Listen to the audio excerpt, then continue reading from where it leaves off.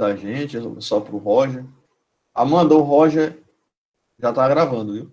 O Roger, ele mora em Paulistana mesmo ou em outra localidade? Na cidade? Ou outra cidade ou zona Repete, por rural? favor, professor. O Roger, ele mora na cidade paulistana mesmo ou em outra localidade? Me ouviu? Professor, até onde eu sei é em Paulistana. Ah, porque eu estou vendo que só tem 22 alunos, comigo 23, é um percentual muito pequeno. A turma tem, deixa eu ver aqui, a turma tem 46 alunos, metade. Só tem metade da turma presente. É um percentual muito pequeno de participação, o que me faz pensar que não só o Roger esteja com problema de acesso à internet. Mas vamos lá. Retomar aqui, eu vou iniciar a apresentação do slide. Caso vocês, a partir de agora, queiram falar, abram um áudio e perguntem, participem, façam colocações. Professor, eu vou sair e entrar de novo, porque o áudio está baixo. O meu áudio, deixa eu ver aqui se aumentando. Melhorou alguma coisa aumentando? Acho que não, né? Quando eu aumento Não, meu é o áudio, não meu tá. porque me ligaram. Aí fica Ah, baixo, tudo aí eu vou bem. sair e entrar de novo. Certo. Então, pessoal, vamos lá. Você já consegue visualizar minha tela? Já me confirme aí. Está tudo certinho? Está tudo certo aí? Conseguem? Sim, Sim. sim. Beleza. Então, vamos lá. Retomando aqui de onde nós paramos na semana passada, esses slides aqui já foram.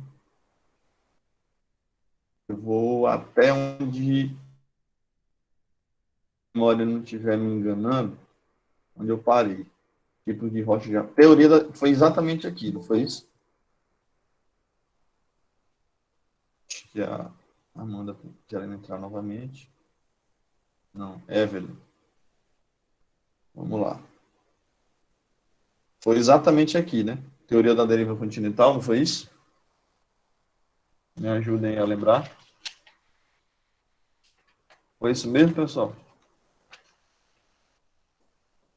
Oi, vocês estão me ouvindo e me vendo? Sim. Beleza. Então, Sim. na nossa última aula, nós falamos aqui, ó, teoria da deriva continental, certo? Existem várias teorias que abordam temas da geologia, né?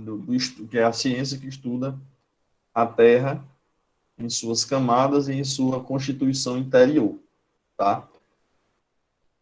Nós vamos falar aqui da teoria da deriva continental e da teoria da tectônica de placas. Tem outras, por exemplo, teoria da isostasia, teoria da expansão do assoalho oceânico, enfim. Mas o que vai ser de interesse para nós aqui nesse momento é a teoria da deriva continental. Por que o nome teoria da deriva continental? O formulador dessa teoria foi o alemão Alfred Wegener. Wegener, a pronúncia correta dele é alemão, é Wegener. Alfred Wegener. O W aí com som de I. Em alemão, o W tem som de V. Ele lançou essa teoria no ano de 1912. No ano de 1912. O nome da teoria é deriva continental porque, em resumo, o que a teoria da deriva continental dizia, a teoria do Wegener dizia, era que todos os continentes que nós conhecemos na atualidade, todos eles, Antártida, Américas, que você pode dividir em norte, central e sul, né? Então, ó, Antártida, Américas, norte, central e sul, África, Europa e Ásia, que na verdade formam um bloco continental só. Na geologia se chama Europa e Ásia de Eurásia, porque é um só bloco continental. Estão unidos por uma extensa área que divide politicamente Europa e Ásia. e a Oceania. Então, segundo a teoria da deriva continental, segundo a formulação proposta por Alfred Wegener, todos esses continentes eles já tinham sido unidos, eles estiveram juntos, colados, emendados no passado geológico. E, chegando aqui, Giovanni, chegando também Maria Vitória. Pessoal, aproveitem e vão colocando o nome de vocês completo aí no chat, viu, para controle de frequência, nome completo.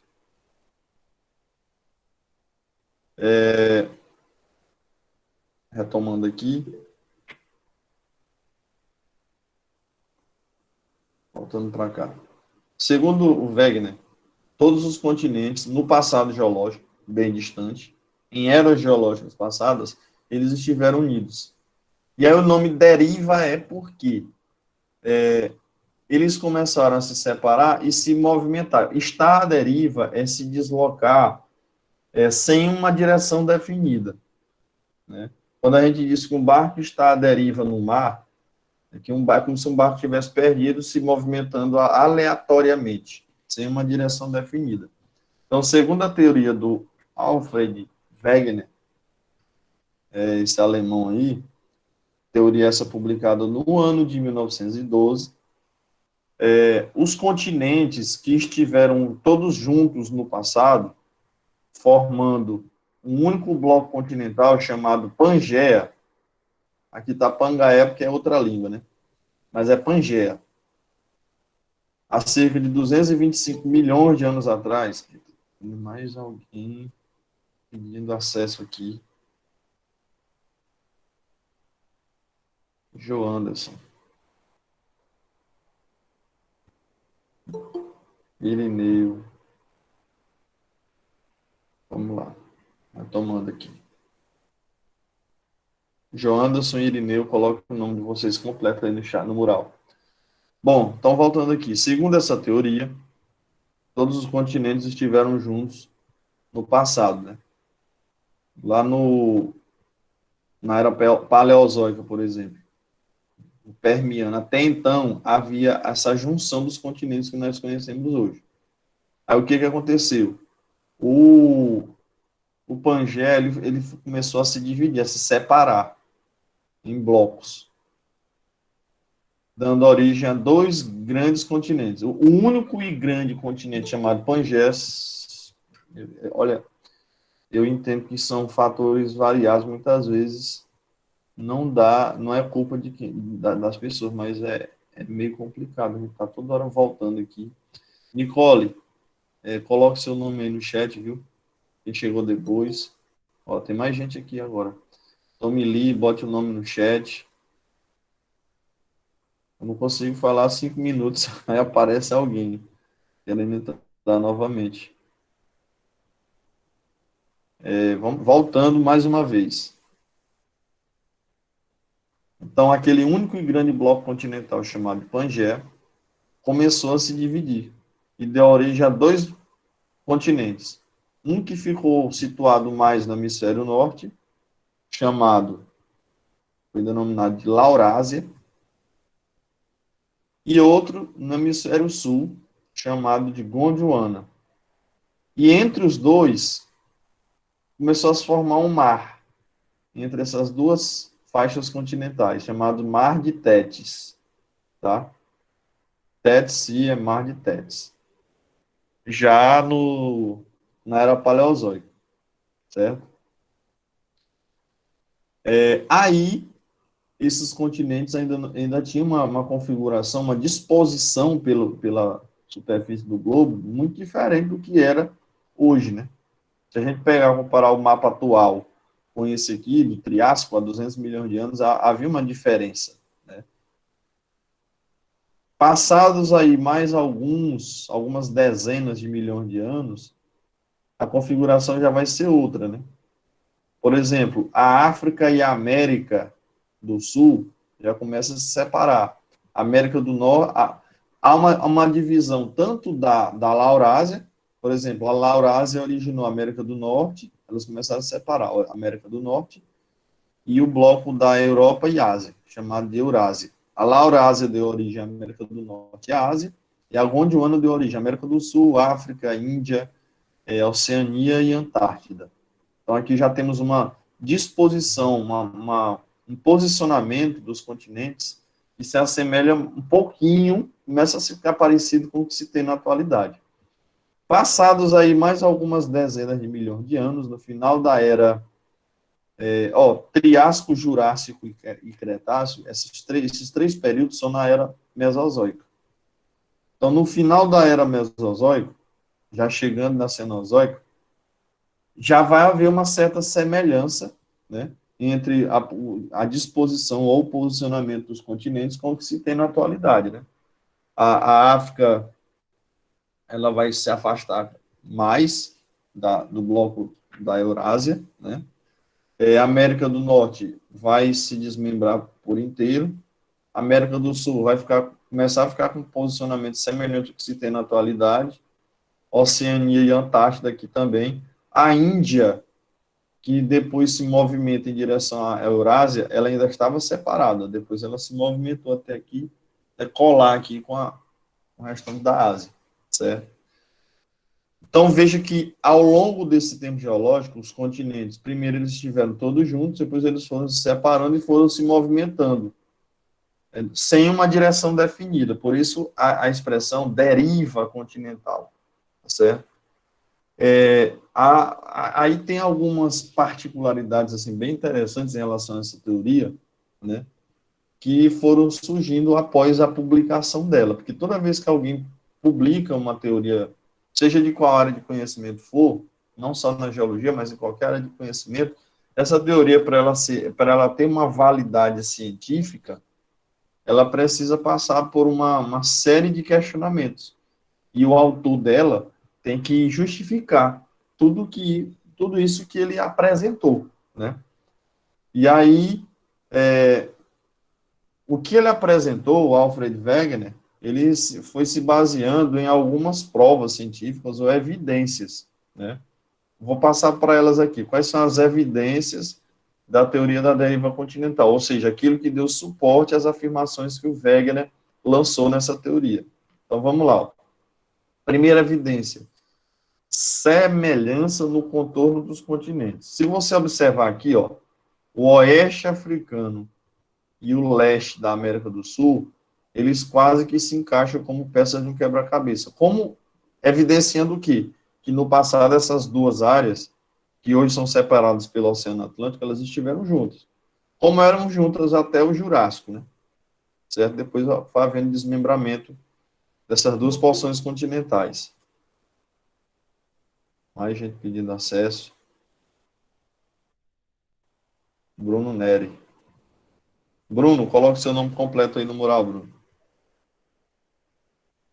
Voltando aqui. Então, vamos lá. A segunda teoria, e não só a América do Sul se assemelha à África, como também o posicionamento da América do Norte com a Ásia. Ou seja, são áreas que hoje estão separadas, mas que no passado estiveram juntas. Dando a entender que essas áreas se encaixariam como peças de um quebra-cabeça. Segunda evidência: fósseis encontrados em diferentes continentes. O que isso quer dizer? Que no passado geológico, por exemplo, no passado geológico, América do Sul e África estiveram juntas. Então, a fauna que existia na época, os animais que existiam na época, eles transitavam por toda essa zona aqui, onde eles se separaram. Então, como é que se explicaria um fóssil, um animal fossilizado, os restos do animal fossilizado está presente na América do Sul e na África? Então, isso serviu de evidência para a teoria do Alfred Wegener, de que um dia esses animais viveram numa área que estava junta e que, com a separação dos continentes, os restos desses animais que foram soterrados e viraram fóssil, ficaram posicionados em áreas afastadas. Então, isso é uma evidência muito forte de que no passado geológico, Essas duas áreas estavam juntas, né? Não tinha como esses animais atravessarem mais de 4.000 quilômetros de oceano. Então, a única explicação para esse fato, e nem ninguém iria ter transportado, né? Há tanto tempo atrás. Animais, muitas vezes, de porte grande, que seria inviável qualquer tipo de transporte. Então, isso foi uma outra evidência. A terceira evidência que a gente vai apresentar aqui, quando eu falo em sequenciamento de camadas rochosas, é pelo seguinte: percebeu-se, ao fazer perfurações do solo, que tanto do lado da América do Norte, como do lado da Ásia, da Europa, né, do bloco da Eurásia, como também fazendo perfurações em áreas da América do Sul e África, se percebia a mesma sequência das camadas de rochas com material muito semelhante dos dois lados. Tipo assim, fez uma perfuração aqui, encontrou camada A, B, C, D, camada de rocha. Do lado da Europa, A, B, C, D, rochas muito semelhantes nessas camadas. Então, dando ideia de que no passado essas áreas eram juntas e houve a separação delas. Mesma coisa quando fizeram comparações entre África e América do Sul. Então, essas três evidências, elas eram muito fortes e foram utilizadas por Alfred Wegener para justificar isso que ele havia falado, que todos os continentes eram juntos, né, formando um único e grande continente chamado Pangeia, e que depois o Pangeia se separou, dando origem a Laurásia e Gondwana. Depois Laurásia e Gondwana também se separaram, dando origem aos continentes que nós conhecemos na atualidade, né. Aí, em 1928, já muito tempo depois, né, um outro pesquisador chamado Arthur Holmes, ele publicou uma teoria chamada Teoria da Expansão do Assoalho Oceânico, né? Essa teoria dizia que o fundo do mar, ao longo do tempo, ele ia passando por um processo de alargamento, né? E essa teoria, de certa forma, ela ajudava a entender a teoria do Alfred Wegener. Só que a teoria do Wegener, quando ela foi lançada, depois de algum tempo, ela perdeu validade. Por que ela perdeu validade? Porque, dentre os tantos questionamentos que ele teve que responder, ele foi respondendo todos. Mas teve quase todos, né? Teve um questionamento que o Wegener não conseguiu responder. Disseram para ele o seguinte: Wegener, beleza, o que você está falando faz todo sentido. De fato, há uma semelhança muito grande no contorno dos continentes.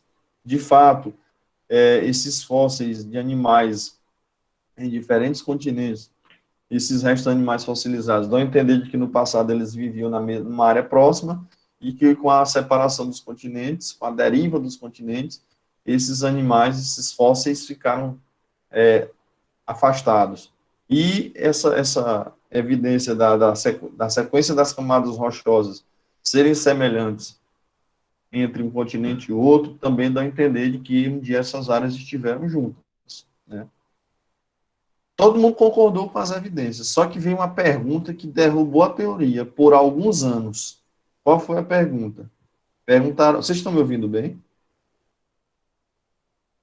Tá tudo claro aí, pessoal? Ah, Está? dá Estão me ouvindo? pra ouvir bem. Alguém tem dúvida? Se alguém tiver, pode falar. Aí vem a pergunta agora que foi feita para o Wegener. Wegener, tudo que você falou está perfeito, mas me explica de onde é que vem a força para movimentar tamanhos blocos continentais. Porque, na verdade, o que era movimentado era um continente todo, às vezes mais do que um continente. Era o continente mais a parte do continente que está submerso, que está colado ali com aquele bloco continental ali que fica submerso também. De onde é que vem a energia, tanta força para movimentar essas extensões de terra imensas, pesadíssimas? De onde é que vem? Essa pergunta, Alfred Wegener ficou entre 1912 e 1930, tentando encontrar a resposta. Ele passou 18 anos tentando encontrar a resposta para essa pergunta e não conseguiu encontrar. Na verdade, ele não encontrou a resposta para essa pergunta, não porque a teoria dele estivesse errada. Na verdade, a teoria dele estava certa. Só que na época em que ele viveu, no período em que ele viveu, ele não tinha recursos tecnológicos ainda disponíveis para explicar, dar resposta a essa pergunta. É tanto que essa outra teoria da expansão do assoalho oceânico, ela em muito se fundamentava na teoria do Wegener. E ela, de certa forma, dava uma certa sustentação, mas também não respondia essa pergunta que o Wegener queria, né? Porque, na verdade, a teoria do Wegener, ela ficou esquecida depois desses questionamentos e também depois que o Wegener morreu. Na verdade, ele morreu ainda relativamente jovem, né? Se eu não me engano, foi numa expedição na Antártida, né? Não sei exatamente, não sei se ele foi acometido por alguma doença, não sei exatamente qual foi a causa da morte dele. Mas aí, entre 1930, que foi o ano que ele morreu, e até a década de 50, a teoria dele ficou meio que esquecida.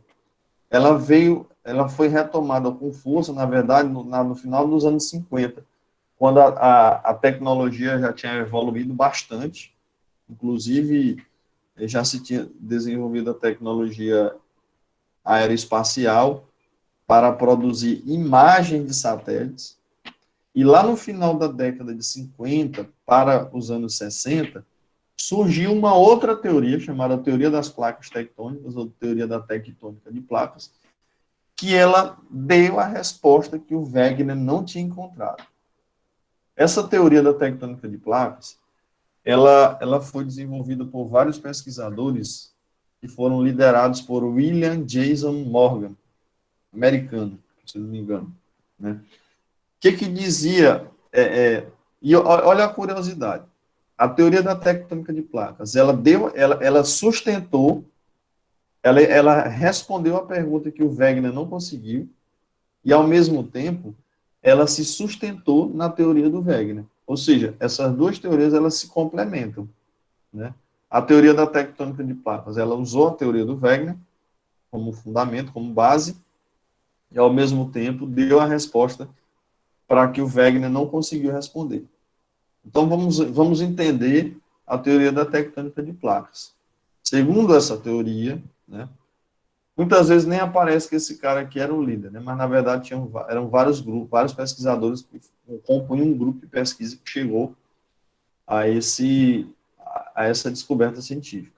Então, segundo a teoria da tectônica de placas, a crosta terrestre, também conhecida como litosfera, ela não era um pedaço, não era uma área inteira. Essa casca do globo terrestre, tá, naquele exemplo que eu falei no começo do conteúdo, a crosta terrestre, ela, na verdade, ela é dividida em vários pedaços esses foram denominados de placas tectônicas, e esses pedaços, eles se encaixam perfeitamente como peças de um quebra-cabeça. E esses pedaços, chamados placas tectônicas, essas partes, elas se movimentam. Umas se convergindo, ou seja, o que é um movimento convergente? É quando é de encontro à outra, uma movimentando no mesmo sentido, se chocando com a outra. E outras se movimentam em afastamento, ou seja, movimento divergente. E ainda uma movimentação que não é nem se afastando e nem contra. É como se estivesse deslizando, né? O movimento convergente, esse aqui, essa setinha aqui, essas setas vermelhas aqui na imagem, elas indicam a direção que as placas estão se movimentando, nesse caso, uma contra a outra, né? E o movimento divergente, as setinhas aqui estão indicando elas se afastando. E nesse caso, chamado movimento conservativo, né? É um movimento como se estivesse elas se movimentando lateralmente, tá? E já eu vou voltar aqui para esse mapa aqui das placas tectônicas. Então, em resumo, a teoria diz isso. Aí um detalhe importante a saber ainda.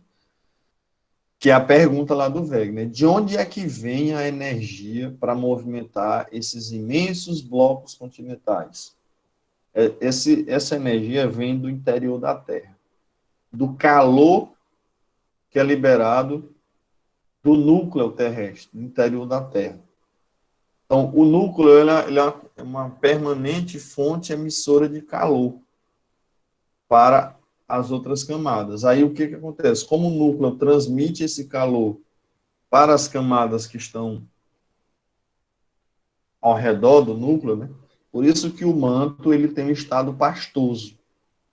Aí, o que acontece? No manto, essa camada intermediária entre o núcleo e a crosta, como o manto ele tem uma consistência, digamos, ele é derretido, né, pastosa, consistência pastosa, o que vai acontecer? No manto nós vamos ter isso aqui, ó. Você tem aqui crosta, que é essa parte sólida do globo, que é fracionada em vários pedaços, chamados de placas tectônicas. E aí no manto a gente tem um material se movimentando. A movimentação desse material no manto, a gente chama isso de corrente de convecção. São as correntes de convecção do magma. E aí, esse magma se movimentando, eles fazem com que a crosta também se movimente. São movimentos circulares. É mais ou menos o seguinte, se você colocar vários pedaços de isopor numa panela com água, quando a panela começar a ferver, vai haver um movimento circular da água, um movimento de baixo para cima, e vai formar uma corrente, que a gente pode fazer essa comparação, né? A água movimentando do fundo da panela até a superfície, aquela bolinha que vem até a superfície e espoca a bolinha de água, ela é uma pequena bolinha lá no fundo da panela que está mais quente porque está em contato com a chama do fogão, né? Aí ela vem até a superfície e se rompe. No caso da corrente de convecção do magma, como há o contato com o núcleo, ele é aquecido, aí forma esse movimento circular aqui. Dependendo de como ocorra esse movimento das correntes de convecção do manto, as placas irão se afastar, como é o caso desse exemplo aqui, ou então as placas irão se colidir, né? Quando ocorre o afastamento das placas, esse material magmático, ele sobe e vai se depositando aqui nas laterais do limite da placa.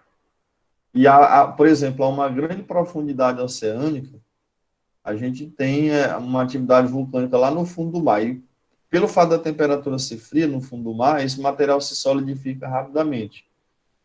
Caso isso venha a ocorrer numa área exposta, ou seja, que não é o fundo do mar, não é uma área submersa, essa área de limite de placa de movimento divergente tende a ser uma área com intensa atividade geológica, né? Tremor de terra, vulcanismo, enfim. Ficou claro até aí, pessoal? Está claro? Me dê uma resposta aí, se estão me ouvindo, está claro? Sim. Beleza.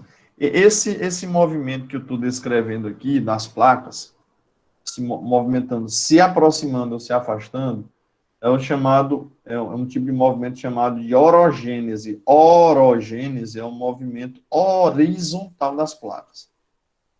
E as placas tectônicas ainda, a crosta terrestre, ela pode se movimentar também verticalmente. O movimento vertical é chamado de epirogênese e o movimento horizontal é chamado de orogênese. Nesse caso, essa figura aqui, ela mostra, esse mapa mundo aqui, mostra as placas tectônicas dispostas na superfície do globo, né? Então, nós temos várias placas tectônicas. Por exemplo, a Europa e a Ásia, elas formam um bloco só, uma placa tectônica só, chamada placa euroasiática. O continente africano, essas linhazinhas vermelhas são os limites das placas, certo? Então, a África está mais ou menos no centro de uma placa. A América do Sul também está no meio de uma placa aqui, ó, certo? Por que no Brasil não há grandes tremores de terras? Porque o Brasil está mais ou menos no centro da placa tectônica sul-americana. Quem mora no Nordeste tem menor probabilidade de sentir alguma vibração, algum tremor de terra. Por quê? Porque onde se sente mais os tremores de terra são próximos dos limites, das bordas das placas tectônicas, e não é o caso do Brasil, principalmente no Nordeste. Já quem mora na parte oeste do Brasil, mais próximo das fronteiras, são os vizinhos aqui da América do Sul, esses têm maior probabilidade de sentir algum tipo de vibração. Mas não é com a mesma intensidade de um país que está exatamente pertinho aqui do limite das placas tectônicas, como, por exemplo, o Chile. É um país que, de vez em quando, a população sente a terra tremer por lá.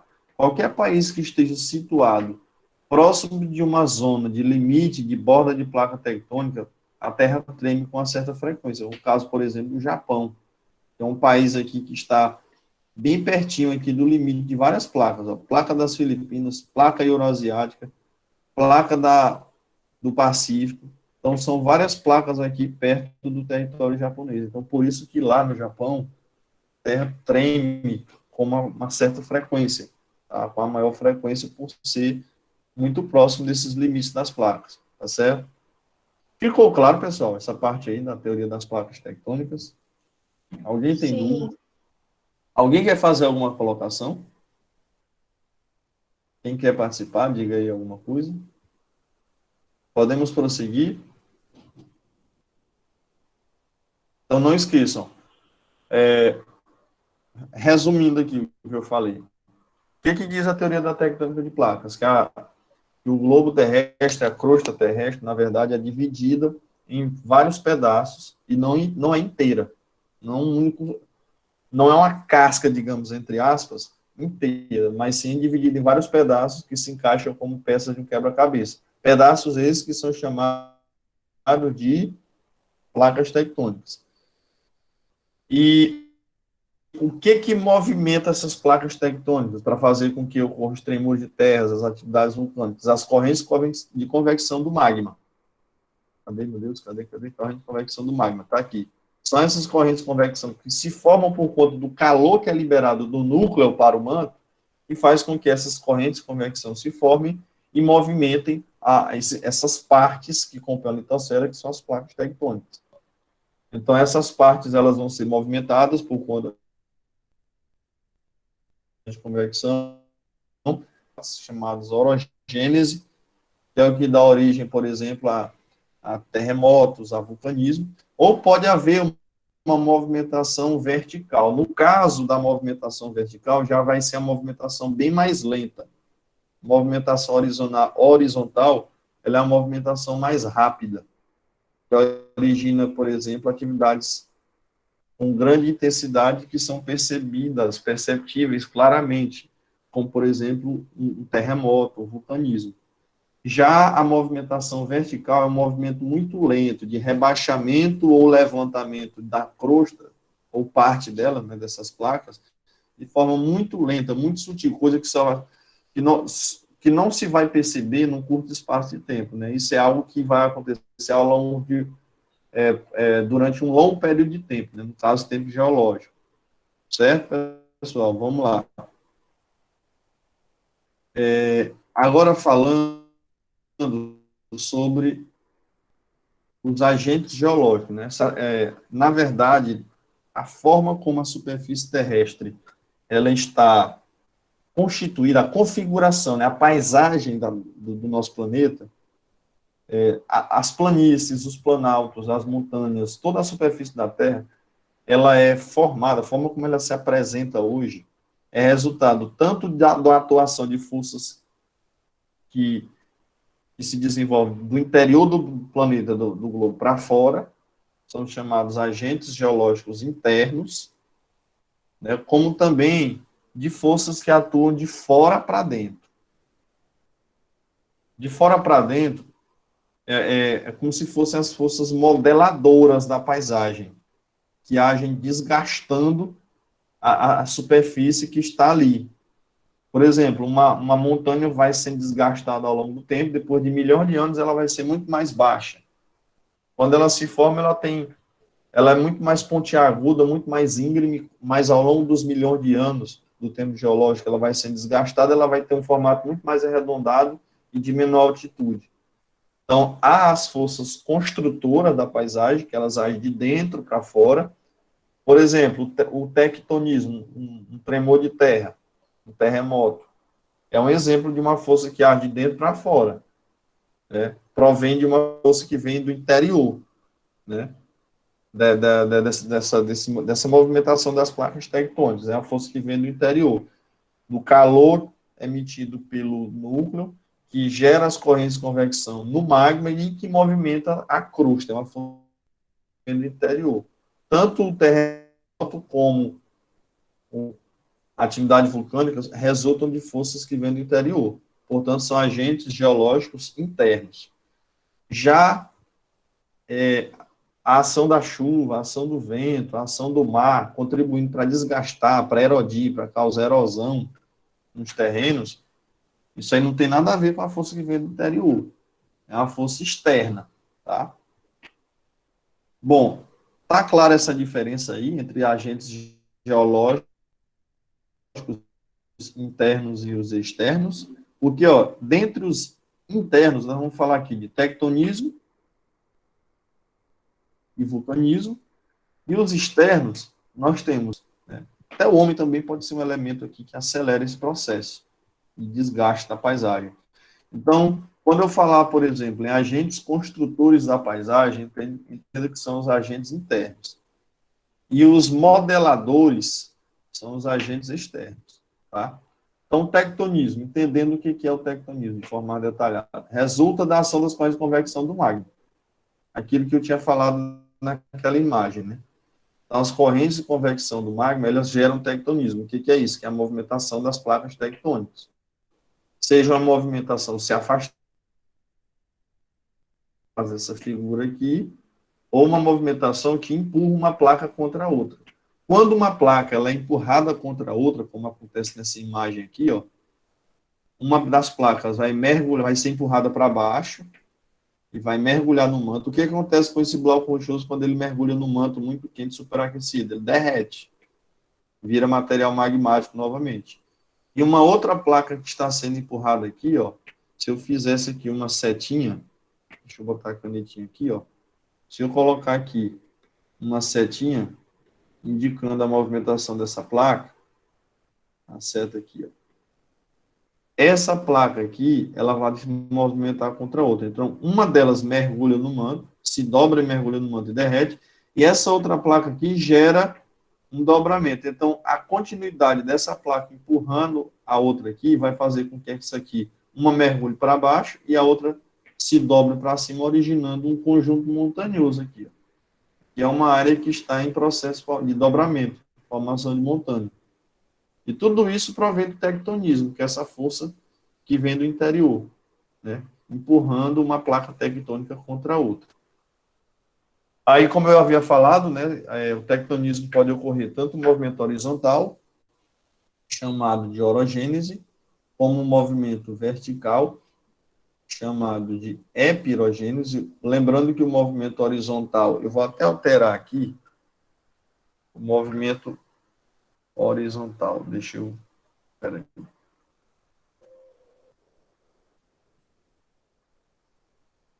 Deixa eu voltar para lá. Aqui.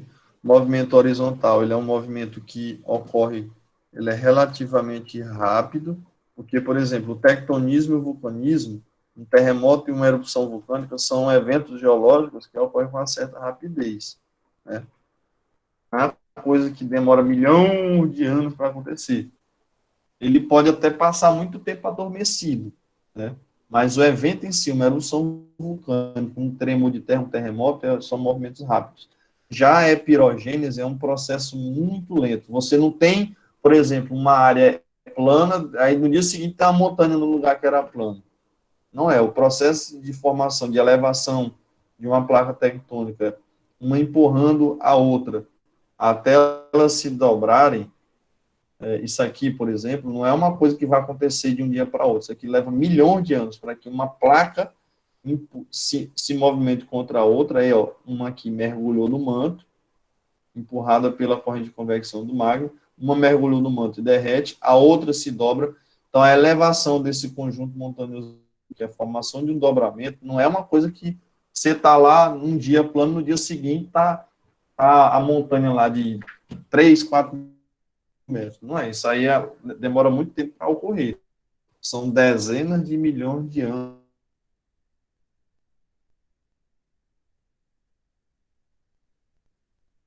Aqui, ó, esse movimento aqui, voltando para a imagem, de afastamento das áreas das placas aqui, ó.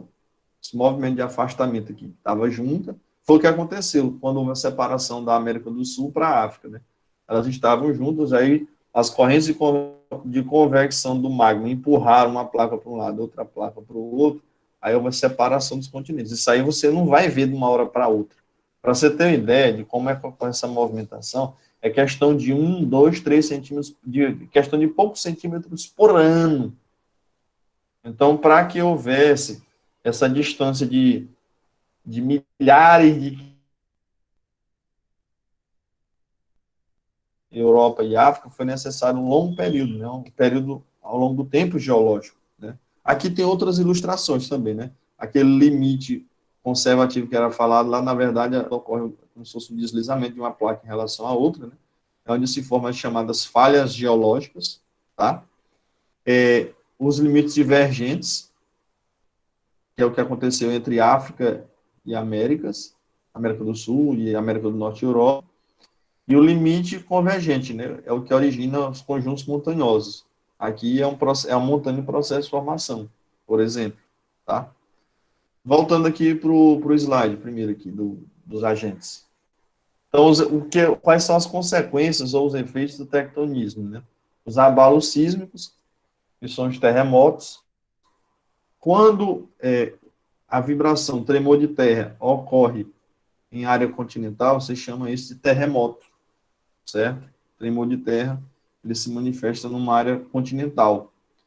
Quando essa liberação da energia, do choque, né? Na verdade, o terremoto nada mais é, o abalo sísmico nada mais é do que a energia sendo liberada do choque das placas tectônicas, né? Por exemplo, se você botar um brinquedo em cima de uma mesa e pegar uma outra mesa e colidir com aquela mesa que tem os brinquedos vão cair, o bonequinho que você bota de plástico lá vão cair.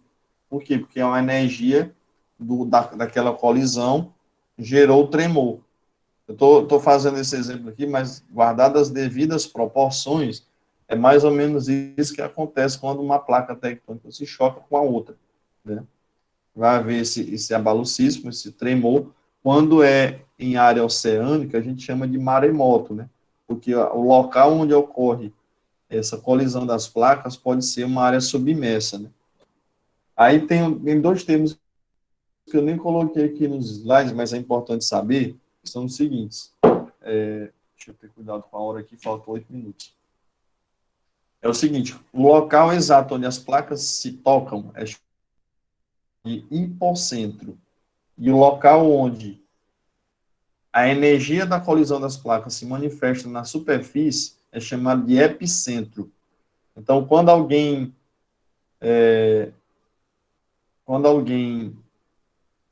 fala em epicentro, né, é o local exato onde houve a manifestação do tremor de terra na superfície. Quanto mais próximo uma localidade estiver do epicentro do terremoto, maior será a intensidade do tremor.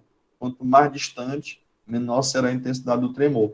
Como o Brasil está distante do limite das placas tectônicas, a gente não sente tremor de terra no Brasil com grande intensidade. Já os japoneses, são vizinhos, né, desses limites de placas tectônicas, as ilhas que compõem o território japonês, elas estão praticamente no limite das placas tectônicas. Então, por isso é que lá os tremores de terra são tão frequentes. Então, os abalos sísmicos são consequências dessa movimentação, né? Terremotos, maremotos. Os japoneses chamam os maremotos de tsunamis, a mesma coisa de maremoto, né? Aí, quando essa movimentação ela é horizontal convergente, se formam os dobramentos, né? Quando o movimento das placas é deslizando em relação a outra, são as chamadas falhas geológicas. Já a transgressão e a regressão marinha é quando ocorre uma movimentação vertical das placas. Quando ocorre uma movimentação vertical das placas. Então, Por exemplo, quando uma placa se desloca verticalmente, ou seja, ela começa a afundar, ela rebaixa lentamente, e o mar avança para dentro do continente, a gente chama isso de transgressão marinha. Quando essa placa começa a se erguer, se levantar, e o mar que tinha avançado, ele recua, a gente chama isso de regressão marinha.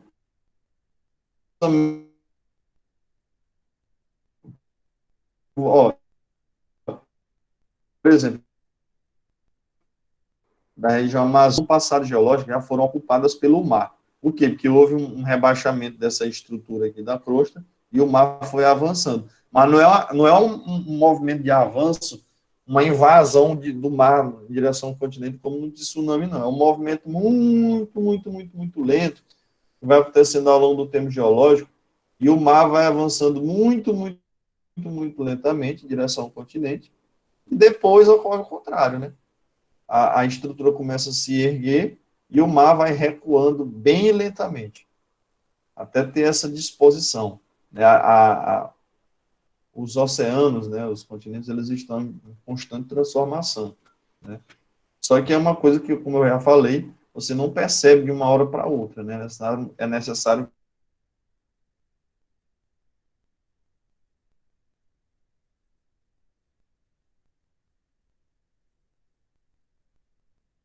uma modificação.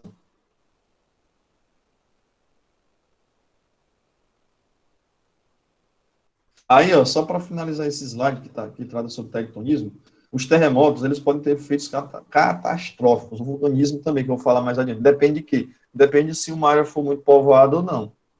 Por exemplo, se a área onde ocorreu um terremoto for uma área que tem um grande adensamento populacional, tiver muita gente, um povoamento muito grande, e principalmente se as casas ali construídas foram muito frágeis, quando a terra treme, desaba tudo.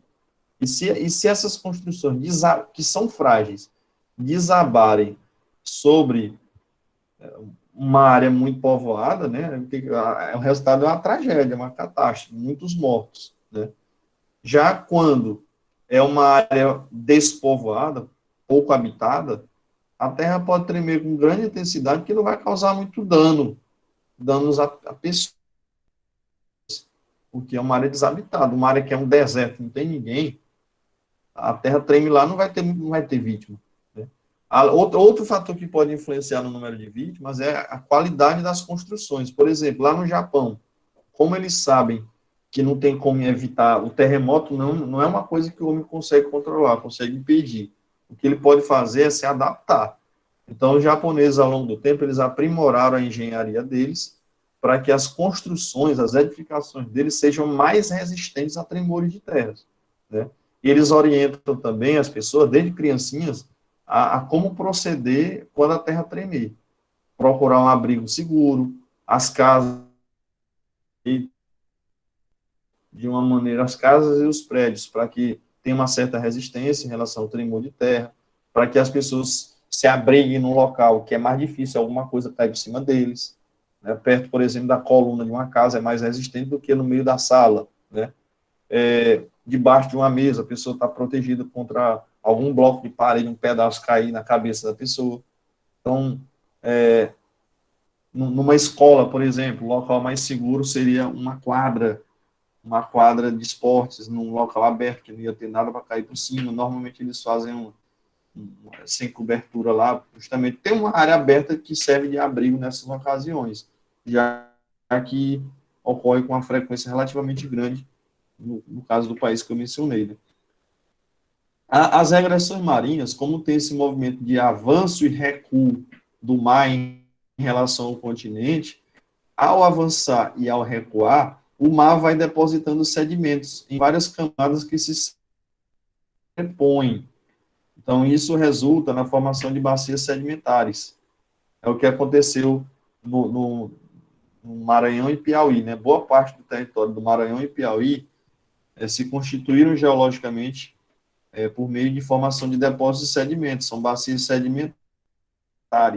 Tá? Não é o caso de Paulistana, que é uma outra estrutura geológica, chamada de escudos cristalinos. Tá certo? Alguma dúvida, pessoal, até aqui?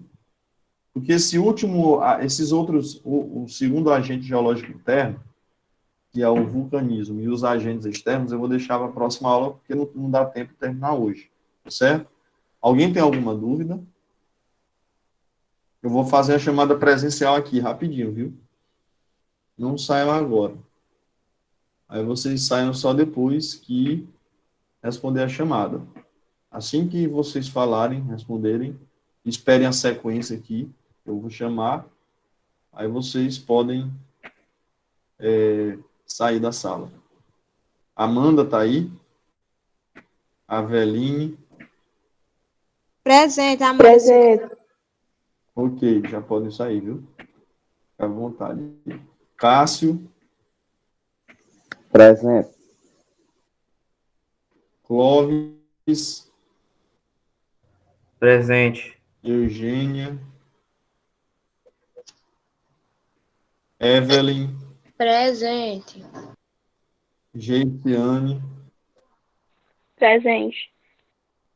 Aveline já respondeu, né? Geiciane? Presente. Giovanni? Jane? Presente. Eugênia respondeu não, né? Eugênia tá aí, ok. João Anderson e João Guilherme. João Anderson. Cadê o João Anderson? João Vitor e Joyce. Presente. João Guilherme disse que o áudio não está funcionando. Ok. Professor, ainda não caiu. A mãe dele mandou mensagem. Karen e Carla. Presente. Presente. Como é? Presente. Lucas e Maria Vitória. Presente. Estão aí? Eu tô, Lucas Vinícius está presente. Lucas respondeu. Maria Vitória. Ok. Maria Vitória, cadê você? Mariana e Nicole. Presente. Cadê vocês? Professor, Ok, Mariana, Presente. Nicole. Otávio, Pamela. Oi. Presente. presente. Alguém quer falar? Pode falar. Robenildo e Sara. Eu não ouvi o professor. Presente. Eu não ouvi o Ok. professor chamar meu nome. Seu nome? Não ouviu? Quem é? João Anderson. Sim, eu- João Anderson, eu chamei. Eu chamei agora há pouco. Beleza, tudo bem. Tommy Lee e Vanessa. Presente. Estão aí? Presente. Ok. Presente. Luiz Laian. Professor presente, Ok. Vitor. Então, Professor. Maria Vitória, presente. tudo bem. Certo. Giovanni também Todo mundo presente, aí? professor. Ok. Eugênia, acho que não respondeu. Cadê Eugênia? Vocês podem ir saindo já, viu? Quem respondeu por áudio ou por mensagem de texto, Pode sair já? pode sair da sala, viu? Pode Tá. sair. Quem já respondeu pode sair. Pode Ei, sair professor, já. eu tô presente. Falta só confirmar aqui da Eugênia.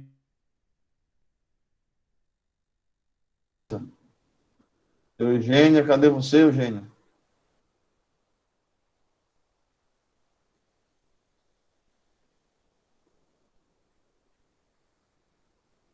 Ok. Eu não tinha percebido. Tudo certo, então. Beleza.